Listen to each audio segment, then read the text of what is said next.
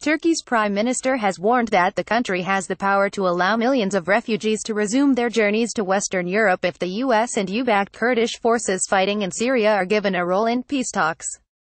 A sixth round of unsponsored Syrian talks to find a political solution for the six-year conflict is due to resume in Geneva on Tuesday, and Turkish opposition to any role in the talks for the Kurdish forces, the YPG, is likely to prove one of many stumbling blocks. Turkey regards the Syrian Kurds as inextricably linked to the Kurdish militant organization, the PKK, which operates inside Turkey. Speaking after a meeting with Theresa May in London on Monday, Bin Ali Yildirim said it was possible for Turkey to renege on its agreement with the EU, under which 3.5 million refugees from neighboring Syria have settled inside Turkey instead of heading for Western Europe. Insisting Turkey is essential to Europe's security and had prevented more than 53,000 foreign fighters reaching Syria and Iraq, he said, "We know how much of a headache the PKK constitute. If there is tolerance vis-a-vis these organizations in the long term, Europe will be endangering its own." Yildirim stressed he was not threatening Europe, but was merely reminding the bloc that Turkey has the power to unblock the route. While he said Turkey remained committed to joining the EU, he bitterly denounced an agreement signed last year with the bloc intended to deal with the Syrian refugee crisis as a big lie. He accused the EU of failing to stick to a bargain struck in March 2016 in which Turkey would be granted visa liberalization and cash in return for keeping Syrian refugees within its borders. "We neutralized thousands of Daesh ISIS fighters and we are currently welcoming 3.5 million refugees in Turkey.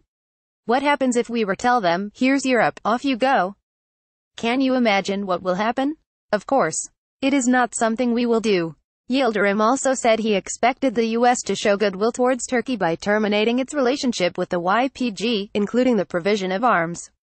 He said, "We see the YPG as a terrorist organization and it has no place in the peace process. It will become one of the most sensitive issues for us." For the U.S., however, the YPG has been vital to the defeat of ISIS in Raqqa, and some U.S. State Department officials believe a Syria-wide settlement has to include some form of federal power for the Syrian Kurds. Yildirim initially said he was sure Turkey's new partners in the Syria peace process, Russia and Iran, shared its view on barring the Kurds from any role, but added later, "Iran understands our position better.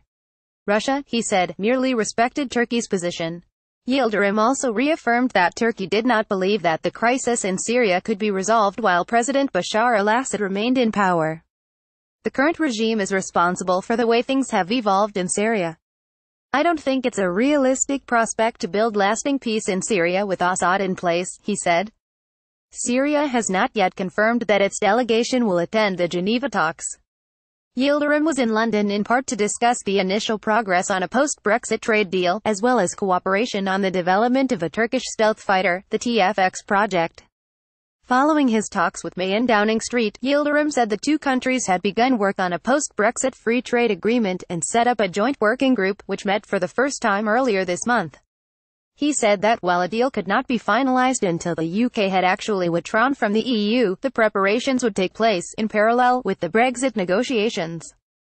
These will take place simultaneously. "It is not like we will first wait for the UK to finish Brexit and then see what happens," he told reporters. "That is not the kind of approach we have in mind. That would be wrong. Work has already started on it and it has to start."